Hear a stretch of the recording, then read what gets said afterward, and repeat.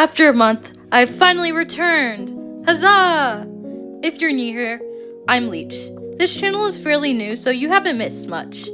I do OC content, animations, story times, etc.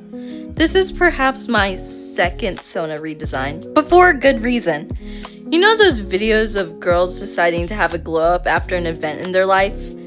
Yeah, that's what I decided to do at 3 a.m. in the morning because I wasn't happy with my online Sona.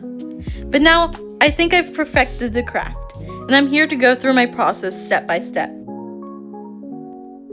This is the most important part of the process.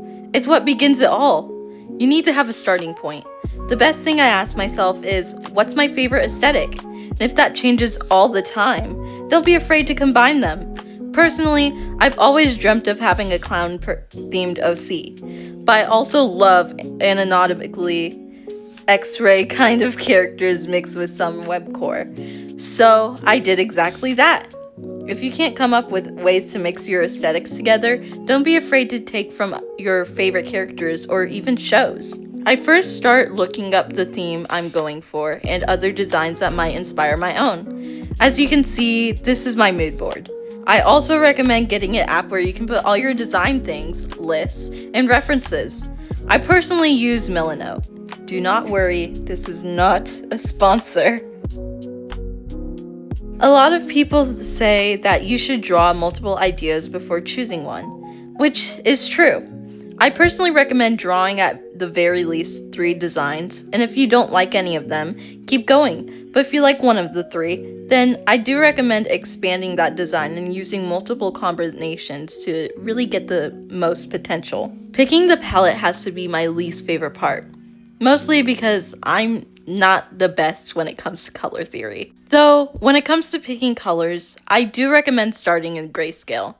Then, when it gets to the hues, you can look up more inspiration. Something to take note of is that coloring the bottom of your character the same as the top has the tendency to balance out everything.